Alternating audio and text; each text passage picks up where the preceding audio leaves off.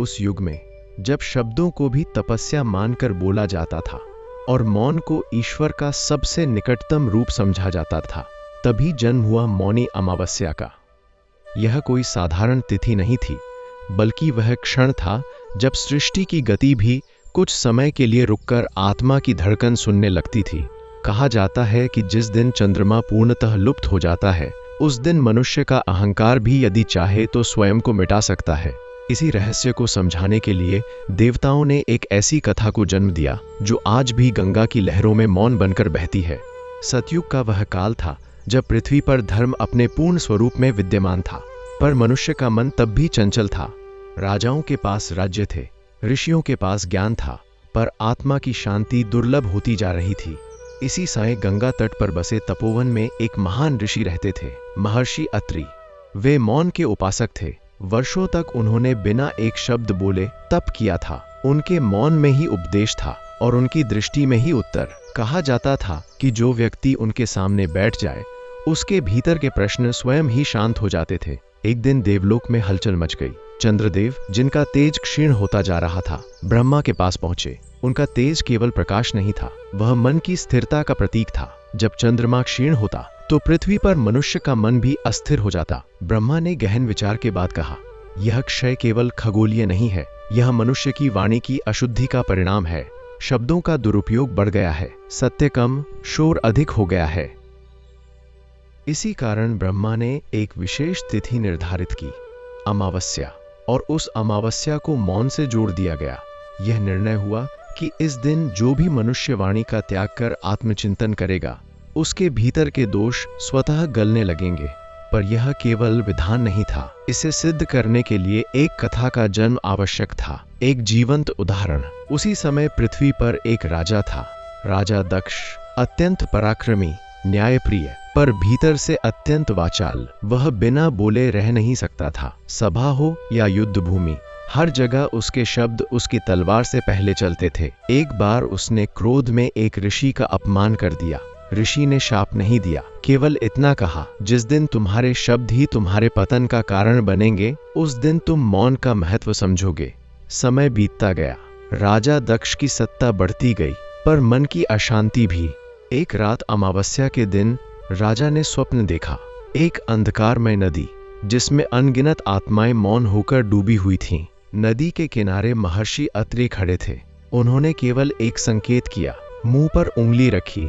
राजा की नींद टूट गई और उसके हृदय में पहली बार भय नहीं, बल्कि शांति की इच्छा जागी। अगली सुबह राजा ने अपने समस्त राज्य में घोषणा करवाई, आज कोई बोलेगा नहीं, न राजा, न मंत्री, न प्रजा। यह आदेश नहीं था, यह एक प्रयोग था। पूरा राज्य मौन में डूब गया। पहले पहल लोगों को घबराहट हुई, पर जैसे जैसे समय बीता, लोगों ने अपने भीतर की आवाज सुननी शुरू की। पश्चाताप, करुणा, स्मृति, सब जाग उठे।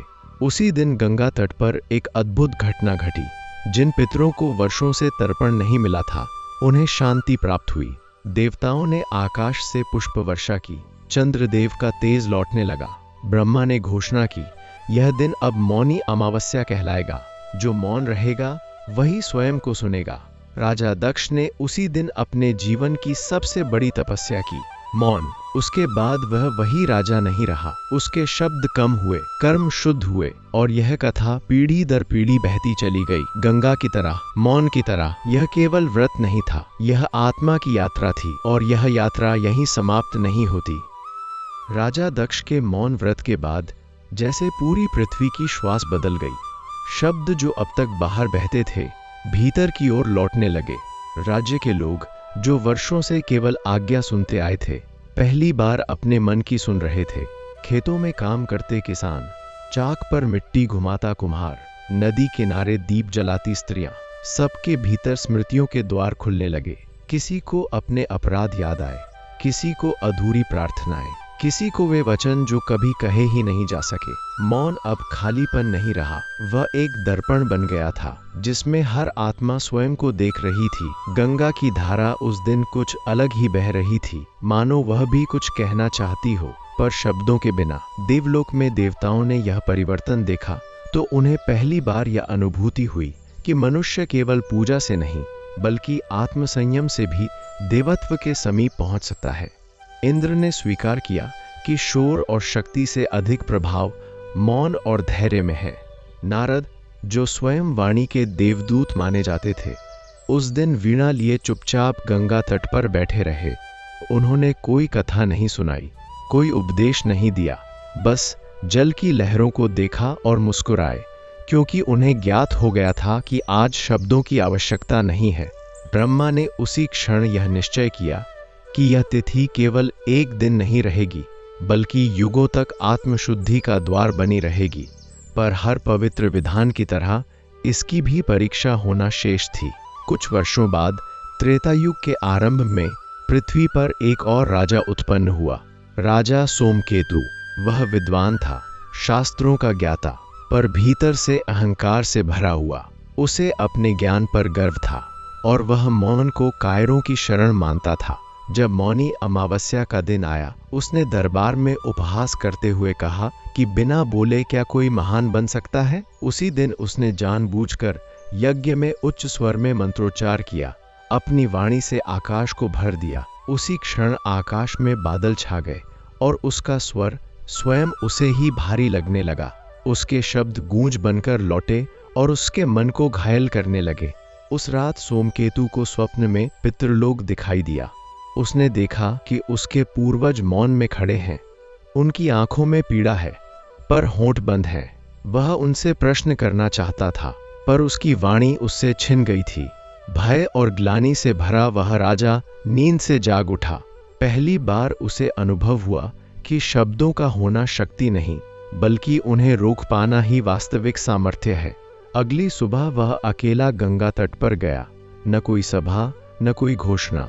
उसने केवल जल में हाथ डाले और चुपचाप बैठ गया। उस दिन उसके भीतर वर्षों से जमा हुआ अहंकार धीरे धीरे पिघलने लगा। समय के साथ यह तिथि पितरों से भी जुड़ गई। ऋषियों ने देखा कि जिस दिन मनुष्य मौन रखकर जल अर्पित करता है, उस दिन पितृलोक में अद्भुत शांति फैल जाती है। जिन आत्माओं की कामनाएं अधूरी रह गई थीं, उन्हें संतोष मिलने लगता है। यमलोक में भी उस दिन दंड का स्वर धीमा पड़ जाता और न्याय करुणा का रूप ले लेता। ऐसा माना गया कि मौन केवल जीवितों का नहीं, बल्कि मृत आत्माओं का भी भार हल्का करता है।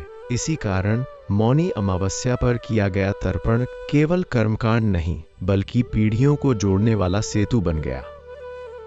समय की धारा आगे बढ़ी, पर मौनी अमावस्या का प्रभाव केवल ग्रंथों तक सीमित नहीं रहा। वह लोक कथाओं, साधुओं की वाणी और गृहस्थों की स्मृतियों में उतरता चला गया।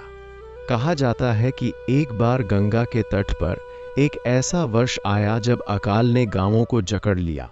अन्न के दाने दुर्लभ हो गए और लोगों के बीच आरोप प्रत्यारोप बढ़ने लगे।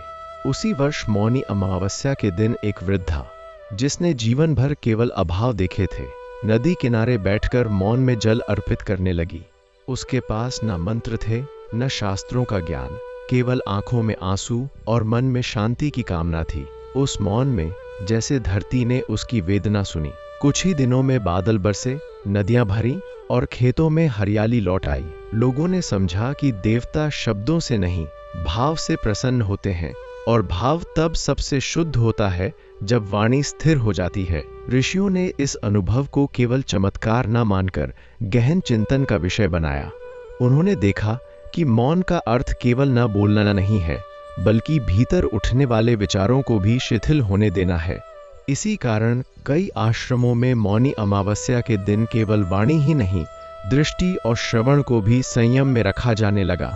शिष्य अपने गुरु के सामने बैठते, पर प्रश्न नहीं करते। गुरु उत्तर जानते हुए भी उन्हें शब्दों में नहीं बांधते। उस दिन ज्ञान का प्रवाह संकेतों, अनुभूतियों और अंतर्दृष्टि से होता।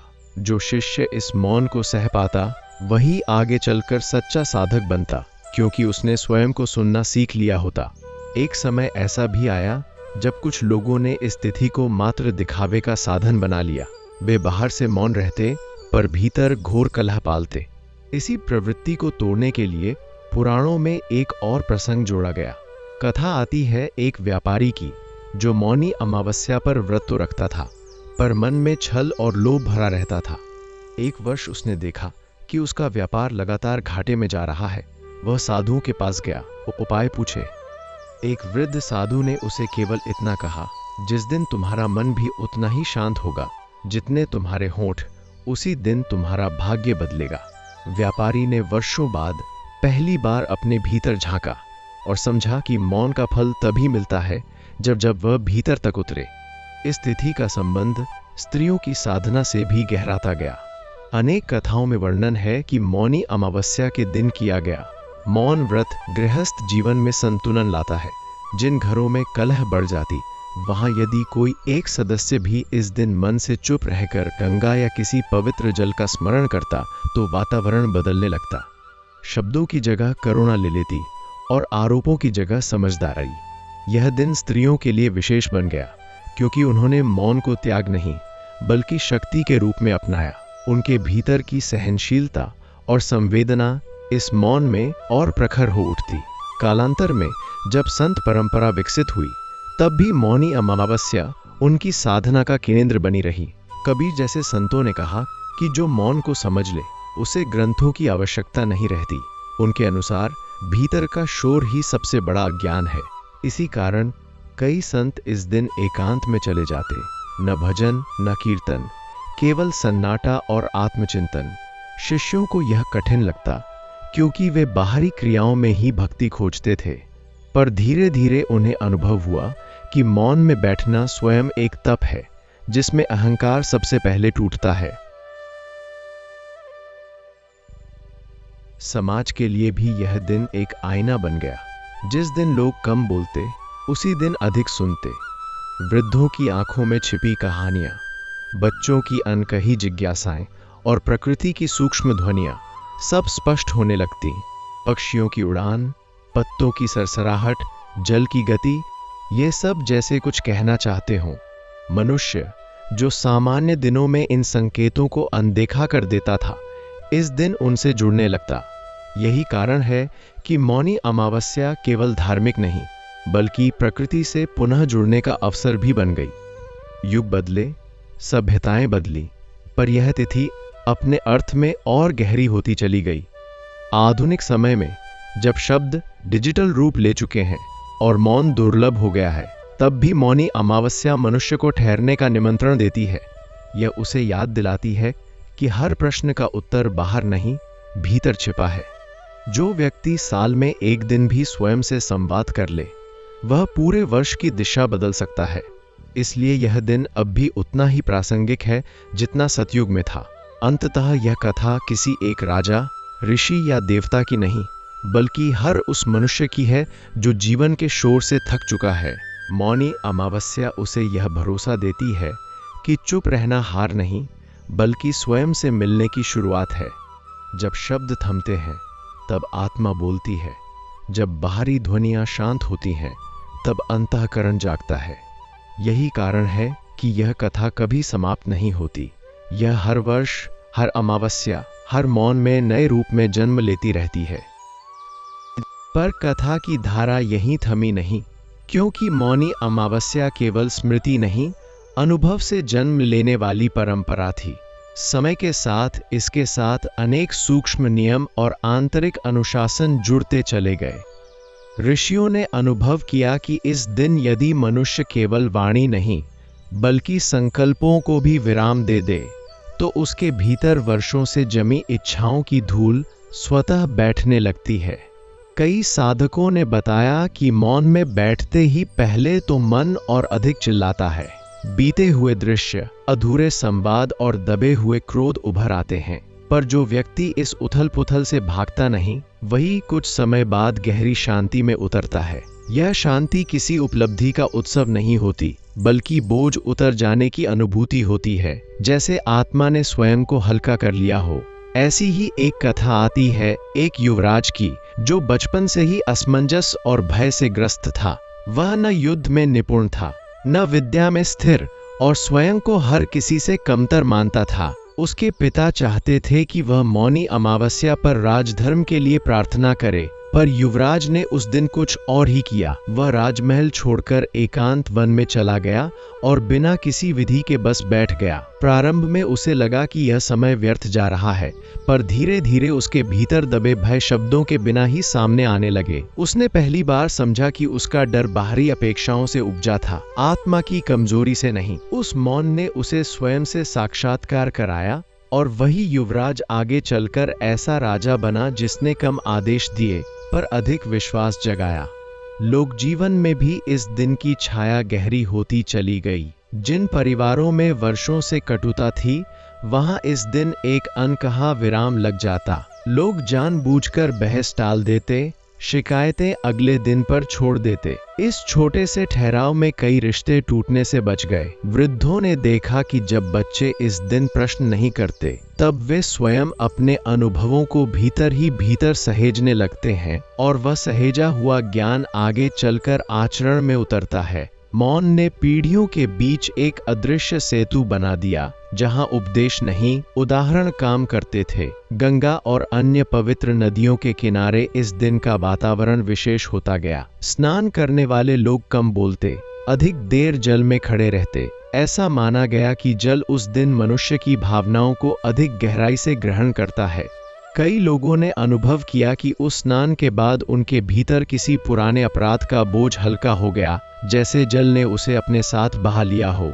यह अनुभूति किसी वरदान की तरह नहीं, बल्कि आत्मस्वीकृति की तरह आती थी। मनुष्य पहली बार अपने दोषों को बिना तर्क दिए स्वीकार कर पाता था। शास्त्रों के साथ साथ लोक गीतों में भी इस दिन का वर्णन आने लगा। कुछ गीतों में मौन को प्रियतम की प्रतीक्षा जैसा बताया गया, तो कुछ में इसे माता के आंचल की शांति से जोड़ा गया। यह दिन धीरे धीरे कठोर तपस्या नहीं, बल्कि कोमल आत्मसंवाद का प्रतीक बन गया। गांवों में स्त्रियां बिना बोले एक दूसरे के काम में हाथ बटाती, और वह सहयोग शब्दों से अधिक गहरा होता। मौन ने यह सिखाया कि संबंधों को हर बार व्याख्या की आवश्यकता नहीं होती। जब समाज में संघर्ष और युद्ध बढ़े, तब भी इस तिथि ने अपना स्थान नहीं छोड़ा। कई योद्धाओं ने स्वीकार किया कि इस दिन का मौन उन्हें अपने क्रोध पर नियंत्रण करना सिखाता था। वे समझ पाते थे कि तलवार उठाने से पहले मन को शांत करना आवश्यक है, नहीं तो विजय भी पराजय बन सकती है।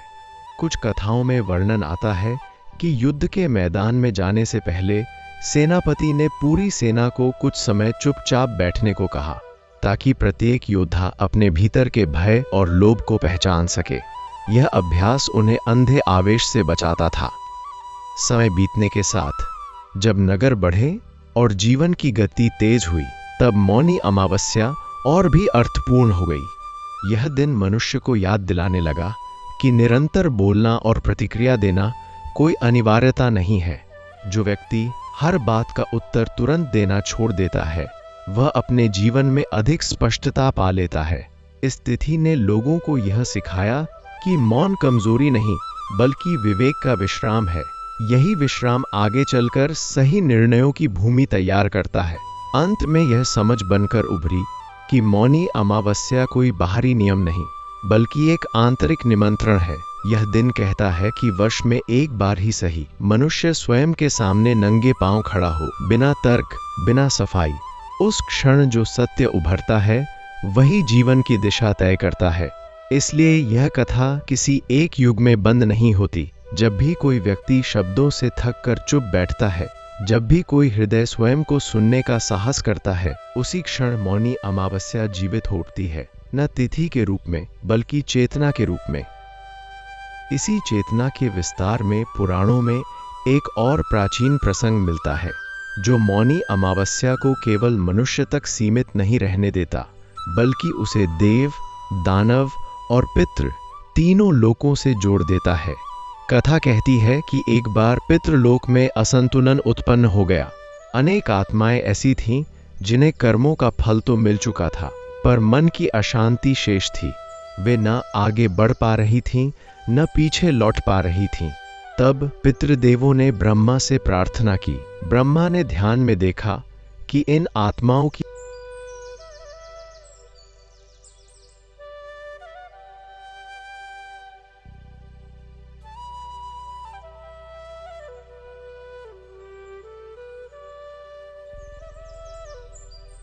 इसी चेतना के विस्तार में पुराणों में एक और प्राचीन प्रसंग मिलता है, जो मौनी अमावस्या को केवल मनुष्य तक सीमित नहीं रहने देता, बल्कि उसे देव, दानव और पितृ तीनों लोकों से जोड़ देता है। कथा कहती है कि एक बार पितृलोक में असंतुलन उत्पन्न हो गया। अनेक आत्माएं ऐसी थीं जिन्हें कर्मों का फल तो मिल चुका था, पर मन की अशांति शेष थी। वे न आगे बढ़ पा रही थीं, न पीछे लौट पा रही थीं। तब पितृदेवों ने ब्रह्मा से प्रार्थना की। ब्रह्मा ने ध्यान में देखा कि इन आत्माओं की अशांति का कारण उनके जीवन काल में बोले गए वे शब्द थे, जो कभी सुधारे नहीं जा सके। तब उन्होंने विधान दिया कि जिस दिन पृथ्वी पर मौनी अमावस्या होगी, उस दिन यदि वंशज मौन रखकर जल अर्पित करें, तो वह मौन शब्दों के भार को पिघलाकर आत्माओं को हल्का करेगा। तभी से यह माना गया कि इस दिन किया गया तर्पण केवल स्मरण नहीं, बल्कि मुक्ति की दिशा में एक सूक्ष्म कदम है। इसी क्रम में एक पौराणिक कथा राजा हर्यश्व की भी आती है, जो अत्यंत धर्मनिष्ठ था, पर अपने पिता के प्रति मन में अनकहा रोष रखता था। प्रिय पिता ने जीवन भर उसे कठोरता से पाला था, और मृत्यु के बाद भी वह कटुता हर्यश्व के भीतर जीवित थी। एक वर्ष मौनी अमावस्या के दिन वह गंगा तट पर तर्पण के लिए बैठा, पर मन में क्षोभ था। जैसे ही उसने मौन साधा, उसके भीतर दबे हुए संवाद उभरने लगे। वे प्रश्न जो वह कभी पूछ न सका, वे पीड़ाएं जो शब्दों में नहीं ढल सकी। आंसू बिना आवाज के बहने लगे। उसी क्षण उसने अनुभव किया कि क्रोध के नीचे केवल पीड़ा थी, और पीड़ा के नीचे प्रेम। उस मौन ने उसे क्षमा करना सिखाया। कहा जाता है कि उसी क्षण पितृलोक में उसके पिता की आत्मा ने पहली बार विश्राम पाया। देवलोक में भी इस तिथि का प्रभाव अलग रूप में प्रकट होता रहा। एक बार इंद्र के दरबार में यह प्रश्न उठा कि यदि मौन इतना शक्तिशाली है, तो देवताओं को इसकी आवश्यकता क्यों नहीं पड़ती? तब बृहस्पति ने उत्तर दिया कि देवता भी तभी तक देव हैं जब तक वे अपने भीतर के अहंकार को पहचानते हैं। उन्होंने एक दिन सभी देवताओं को मौनी अमावस्या पर सभा में बैठने को कहा, बिना मंत्र, बिना स्तुति। उस मौन में अनेक देवताओं ने पहली बार अपने भीतर की असुर वृत्तियों को देखा, ईर्ष्या, प्रतिस्पर्धा और स्वार्थ। उसी अनुभव के बाद देवलोक में संतुलन लौटा। इसीलिए कहा गया कि यह तिथि केवल मानव लोक की नहीं, चेतना के हर स्तर की शुद्धि का अवसर है। एक और पौराणिक आख्यान समुद्र मंथन के काल से जुड़ा है। विष निकलने के बाद जब शिव ने उसे कंठ में धारण किया, तब सृष्टि में एक गहरा मौन छा गया था। देवता, असुर, गंधर्व सब स्तब्ध थे। पुराणों में संकेत मिलता है कि वह अमावस्या की ही तिथि थी, और शिव का वह मौन ही विष को स्थिर रखने की शक्ति बना। बाद में ऋषियों ने कहा कि जिस प्रकार शिव ने मौन में विष को थामा, उसी प्रकार मनुष्य भी इस दिन अपने भीतर के विष, क्रोध, लोभ और भय को पहचान कर थाम सकता है। यह कथा मौनी अमावस्या को शिव तत्व से जोड़ देती है, जहां मौन केवल साधना नहीं, संरक्षण बन जाता है। नारी शक्ति से जुड़ा एक और पौराणिक प्रसंग भी इस तिथि से जुड़ता है। कथा आती है देवी अनुसूया की, जिन्होंने एक बार अपने आश्रम में मौनी अमावस्या के दिन पूर्ण मौन धारण किया। उस दिन इंद्र, अग्नि और वरुण परीक्षा लेने आए, पर देवी ने कोई उत्तर नहीं दिया। उनका मौन इतना स्थिर था कि देवताओं के प्रश्न स्वयं ही विलीन हो गए। अंततः देवताओं ने स्वीकार किया कि मौन में स्थित शक्ति शब्दों से परे होती है। इस कथा ने स्त्री साधना को एक नया आयाम दिया, जहां सहनशीलता को दुर्बलता नहीं बल्कि दिव्यता का आधार माना गया। युगों के प्रवाह में यह तिथि राजधर्म और लोक धर्म दोनों में समाहित होती चली गई। कई प्राचीन नगरों में यह परंपरा रही कि राजा मौनी अमावस्या के दिन कोई दंडादेश नहीं देता था। कहा जाता था कि उस दिन दिया गया निर्णय अधूरा होता है, क्योंकि मौन आत्मनिरीक्षण का समय है, निर्णय का नहीं। यह परंपरा बताती है कि ठहराव भी शासन का हिस्सा हो सकता है। जब शासक स्वयं को सुनता है, तभी वह प्रजा को सही ढंग से सुन पाता है। पुराण यह भी संकेत देते हैं कि कलयुग में इस तिथि का महत्व और बढ़ जाएगा, क्योंकि तब शब्दों की अधिकता मनुष्य को भीतर से रिक्त कर देगी। उस समय मौन एक दुर्लभ औषधि बन जाएगा। जो इसे अपनाएगा वही अपने भीतर के धर्म को बचा पाएगा। इसीलिए कहा गया कि मौनी अमावस्या कोई बीते युग की स्मृति नहीं, बल्कि आने वाले समय की आवश्यकता है। एक ऐसा दिन जो मनुष्य को फिर से मनुष्य बनने का अवसर देता है। इस प्रकार यह पौराणिक कथा अनेक सूत्रों से बुनी गई है। पितृलोक की शांति, देवताओं का संतुलन, शिव का विषपान, देवी की साधना और राजाओं का आत्मसंयम, ये सभी कथाएं मिलकर यही कहती हैं कि मौन कोई रिक्तता नहीं, बल्कि वह गर्भ है जहां से विवेक जन्म लेता है। इसलिए जब भी कोई इस दिन सच में चुप होकर भीतर उतरता है, वह केवल व्रत नहीं करता, बल्कि उसी सनातन परंपरा का हिस्सा बन जाता है जो सृष्टि की शुरुआत से आज तक चेतना को संभाले हुए है। और उसी परंपरा के आगे एक और गूढ़ प्रसंग पुराणों में मिलता है, जहां मौनी अमावस्या स्वयं काल के साथ संवाद करती दिखाई देती है। कहा जाता है कि एक बार कालदेव को यह भ्रांति हो गई कि समय की गति ही सबसे बड़ा सत्य है और उसके आगे कोई साधना नहीं टिक सकती। तब ब्रह्मा ने उन्हें पृथ्वी पर मौनी अमावस्या के दिन उतरने का निर्देश दिया। काल ने देखा कि उस दिन न तो यज्ञों का कोलाहल है, न युद्धों का शोर, न ही बाजारों की चहल पहल। लोग बैठे हैं, खड़े हैं, बह रहे हैं, पर भीतर उस मौन में काल को पहली बार अनुभव हुआ कि जहां चेतना स्थिर हो जाती है, वहां समय भी ठहर जाता है। तभी से यह मान्यता बनी कि मौनी अमावस्या वह क्षण है जब मनुष्य काल के प्रवाह से कुछ समय के लिए मुक्त हो सकता है। इसी अनुभव से जुड़ी एक और कथा तपस्वी ऋषि मांडव्य की आती है।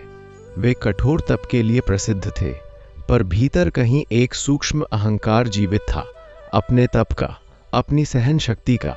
1 वर्ष मौनी अमावस्या के दिन उन्होंने भी मौन धारण किया, पर मन में यह गर्व था कि वे पहले से ही मौनी हैं। जैसे जैसे दिन बीतता गया, उन्हें अनुभव हुआ कि उनका मौन भी एक पहचान बन चुका है, एक प्रदर्शन। उस क्षण उन्होंने भीतर ही भीतर अपने तप को भी त्याग दिया। न कोई संकल्प, न कोई अपेक्षा। उसी क्षण उनके भीतर जो शांति उतरी, उसने वर्षों के तप से भी अधिक फल दिया। ऋषियों ने इस कथा से यह शिक्षा ली कि मौन भी तभी फलदायी है जब उसमें मैं का भाव विलीन हो जाए। गृहस्थ जीवन में इस तिथि का एक और गहरा पक्ष उभरा, क्षमा का। पुराणों में वर्णन है कि एक बार एक परिवार में भाई भाई के बीच ऐसा विवाद हुआ कि वे वर्षों तक एक दूसरे का मुख नहीं देख सके। मौनी अमावस्या के दिन संयोगवश दोनों एक ही नदी तट पर पहुंचे, पर नियमवश बोले नहीं। वे एक दूसरे को देखते रहे। स्मृतियां उठती रहीं, क्रोध पिघलता रहा। शब्द न होने के कारण पर नहीं थे, केवल अनुभव थे। सूर्य ढलते ढलते दोनों ने बिना कुछ कहे एक दूसरे के चरण स्पर्श किए। उस मौन ने वह कर दिखाया जो वर्षों के समझाने भी ना कर सके। तभी से यह माना जाने लगा कि यह तिथि टूटी हुई डोरों को जोड़ने की भी शक्ति रखती है। अरण्यों में रहने वाले ऋषियों ने इस दिन प्रकृति के साथ एक विशेष साधना आरंभ की। वे न केवल मनुष्य का मौन साधते, बल्कि पशु पक्षियों की गतिविधियों को भी ध्यान से देखते। उन्होंने पाया कि इस दिन हिंस्र पशु भी अपेक्षाकृत शांत रहते हैं, पक्षी कम कलरव करते हैं और वन में एक गहरी स्थिरता उतर आती है। इसे उन्होंने पृथ्वी की सामूहिक श्वास कहा, एक ऐसा क्षण जब समस्त जीव सृष्टि के साथ तालमेल में होते हैं। इसी से यह धारणा बनी कि मौनी अमावस्या केवल मानव परंपरा नहीं, बल्कि प्राकृतिक संतुलन का भी उत्सव है। दानव लोक से भी एक दुर्लभ कथा जुड़ती है जो इस तिथि की व्यापकता को दर्शाती है। कहा जाता है कि एक असुर राजा था जो अत्यंत क्रूर था, पर भीतर से असंतुष्ट। उसने अनेक यज्ञ भंग किए, अनेक ऋषियों को सताया, पर मन की आग शांत न हुई। एक बार उसने छल से मौनी अमावस्या के दिन मौन धारण किया, यह सोचकर कि इससे उसे और शक्ति मिलेगी। पर उस मौन में पहली बार उसे अपने कर्मों की प्रतिध्वनि सुनाई दी। वह भयावह नहीं थी, बल्कि करुणा से भरी थी, उन पीड़ितों की जिन्हें उसने कभी सुना ही नहीं था। यह अनुभव उसके लिए दंड से भी कठोर था। कथा कहती है कि उसी दिन उसके भीतर परिवर्तन की चिंगारी जली और उसने हिंसा का मार्ग त्याग दिया। इससे यह विश्वास और दृढ़ हुआ कि मौन का प्रभाव लोक और प्रकृति की सीमाओं से परे है। समय के साथ इस तिथि पर कुछ सामाजिक मर्यादाएं भी विकसित हुईं। गांवों में यह नियम बना कि इस दिन किसी के दोषों की चर्चा नहीं की जाएगी, न ही पुराने विवाद उठाए जाएंगे। यह एक सामूहिक विराम का दिन बन गया, जहां समाज स्वयं को देखने का साहस करता था। इस विराम ने लोगों को यह सिखाया कि निरंतर प्रतिक्रिया देना ही जीवन नहीं है। कभी कभी ना कहना, ना करना और ना टकराना ही सबसे बड़ा कर्म होता है। आधुनिक युग की ओर बढ़ते हुए भी पुराण यह संकेत देते हैं कि जब मनुष्य यंत्रों और सूचनाओं में घिर जाएगा, तब उसे इस तिथि की सबसे अधिक आवश्यकता होगी। उस समय मौन विलास नहीं, रक्षा बन जाएगा, मन की, संबंधों की और चेतना की। जो व्यक्ति इस दिन अपने भीतर उतर पाएगा, वही बाहरी शोर में भी संतुलन बनाए रख सकेगा। यह भविष्यवाणी नहीं, बल्कि चेतावनी की तरह कही गई बात है। इस प्रकार कथा एक ऐसे बिंदु पर पहुंचती है जहां मौनी अमावस्या केवल एक पौराणिक आख्यान नहीं रहती, बल्कि जीवित अनुभूति बन जाती है। यह दिन मनुष्य को याद दिलाता है कि शब्द सृष्टि को रचते हैं, पर मौन उसे संभालता है। जब भी कोई इस तिथि पर सच में रुकता है, अपने भीतर, अपने कर्मों के सामने, वह उसी सनातन प्रवाह से जुड़ जाता है जो देवों, ऋषियों, पितरों और साधारण मनुष्यों को एक ही सूत्र में बांधता आया है। और यही कारण है कि यह कथा समाप्त नहीं होती, क्योंकि हर युग में कोई ना कोई आत्मा इसे अपने जीवन में पुनः जी लेती है। और कथा आगे बढ़ती है उस बिंदु से जहां मौनी अमावस्या केवल एक दिन नहीं, बल्कि चेतना की परीक्षा बन जाती है। पुराणों में वर्णन आता है कि एक समय ऐसा भी आया जब मनुष्य ने मौन को भी व्यापार बना लिया। लोग बाहर से चुप रहते, भीतर से गणना करते, फल की, पुण्य की, प्रतिष्ठा की। उसी काल में हिमालय की तराई में एक अनाम तपस्वी प्रकट हुआ। न उसका कोई आश्रम था, न शिष्य। वह वर्ष भर बोलता, हंसता, यात्रियों से संवाद करता, पर मौनी अमावस्या के दिन वह घने वन में प्रवेश कर जाता और सूर्यास्त तक वहीं बैठा रहता। एक जिज्ञासु ऋषि ने उससे इसका रहस्य पूछा। तपस्वी ने उत्तर दिया कि वर्ष भर बोलना मुझे संसार से जोड़ता है, और यह एक दिन चुप रहना मुझे सत्य से जोड़ देता है। यदि मैं हर दिन मौन रखूं, तो वह आदत बन जाएगी, पर यह एक दिन मुझे सजग रखता है। ऋषियों ने समझा कि मौन का मूल्य उसकी दुर्लभता में भी छिपा है। इसी युग में एक और कथा प्रचलित हुई, जिसमें एक साधारण नाविक का उल्लेख मिलता है। वह न पढ़ा लिखा था, न शास्त्र जानता था, पर हर मौनी अमावस्या को नदी में नाव नहीं चलाता। लोग उससे पूछते कि वह उस दिन क्यों काम नहीं करता। वह केवल इतना कहता कि जल उस दिन कुछ कहता है और मुझे उसे सुनना होता है। वर्षों बाद जब उस क्षेत्र में भीषण बाढ़ आई, वही नाविक सबसे पहले लोगों को सुरक्षित स्थान तक ले गया, क्योंकि वह नदी के स्वभाव को समझ चुका था। लोगों ने माना कि मौन केवल आत्मा नहीं, बल्कि प्रकृति की भाषा भी सिखाता है। राजाओं और शासकों के लिए भी इस तिथि का अर्थ धीरे धीरे बदलता गया। कुछ राज्यों में यह परंपरा बनी कि इस दिन राजा अपनी प्रजा के बीच बिना सिंहासन के बैठता, न आदेश देता, न निर्णय सुनाता। लोग अपनी समस्याएं कहते और राजा केवल सुनता। कई बार वह उत्तर भी नहीं देता था, पर लोगों को लगता कि उनकी बात पहुंच गई है। आश्चर्यजनक रूप से जिन समस्याओं पर उस दिन चर्चा होती, उनमें से अनेक अगले दिनों में अपने आप सुलझ जाती। इतिहासकारों ने लिखा कि यह दिन शासक और प्रजा के बीच भरोसे की नींव मजबूत करता था। आध्यात्मिक साधना में इस दिन स्वप्नों का भी विशेष महत्व बताया गया। कहा गया कि मौनी अमावस्या की रात देखे गए स्वप्न साधारण नहीं होते, क्योंकि दिन भर का मौन अवचेतन को शुद्ध कर देता है। कई साधकों ने लिखा कि उस रात उन्हें ऐसे संकेत मिले जिन्होंने उनके जीवन की दिशा बदल दी। किसी को अपने कर्मों का बोध हुआ, किसी को अपना मार्ग स्पष्ट दिखा, तो किसी को यह समझ आया कि उसे कुछ भी बदलने की आवश्यकता नहीं है, केवल स्वीकार करना है। इन अनुभवों को चमत्कार नहीं, बल्कि भीतर की स्पष्टता का परिणाम माना गया। स्त्रियों की साधना में भी इस तिथि ने एक नया रूप लिया। कुछ प्राचीन कथाओं में वर्णन है कि मौनी अमावस्या के दिन माताएं अपने बच्चों को डांटती नहीं थीं, भले ही वे गलती करें। वे उन्हें देखती, समझती और दिन ढलने पर केवल आलिंगन करती। बच्चों ने अनुभव किया कि बिना बोले भी सुधार संभव है। कई पीढ़ियों बाद यही बच्चे ऐसे वयस्क बने जो क्रोध की बजाय समझदारी से निर्णय लेते थे। इस प्रकार मौन संस्कार बनकर आगे बढ़ता रहा। जब समाज में विचारधाराओं का टकराव बढ़ा, तब भी इस तिथि ने एक अनोखा संतुलन बनाए रखा। कुछ स्थानों पर यह परंपरा बनी कि मौनी अमावस्या के दिन कोई भी वाद विवाद नहीं किया जाएगा, चाहे विषय कितना ही गंभीर क्यों न हो। यह नियम कठोर नहीं था, पर उसका प्रभाव गहरा था। लोग समझने लगे कि हर सत्य को उसी क्षण सिद्ध करना आवश्यक नहीं होता। कुछ सत्यों को समय चाहिए और समय मौन में ही परिपक्व होता है। कलयुग के उत्तरार्ध से जुड़ी एक कथा यह भी कहती है कि जब मनुष्य शब्दों से इतना घिर जाएगा कि उसे स्वयं की आवाज भी सुनाई नहीं देगी, तब कुछ लोग इस तिथि को फिर से जीवित करेंगे, शायद नए नामों से, नए तरीकों से। वे बोलेंगे नहीं, लिखेंगे नहीं, केवल उपस्थित रहेंगे। उनकी उपस्थिति ही दूसरों को ठहरने का संकेत देगी। पुराण इसे भविष्य की एक झलक मानते हैं, जहां मौन विद्रोह नहीं, उपचार होगा। अंततः कथा एक ऐसे निष्कर्ष की ओर बढ़ती है जो किसी उपदेश की तरह नहीं, बल्कि अनुभव की तरह उतरता है।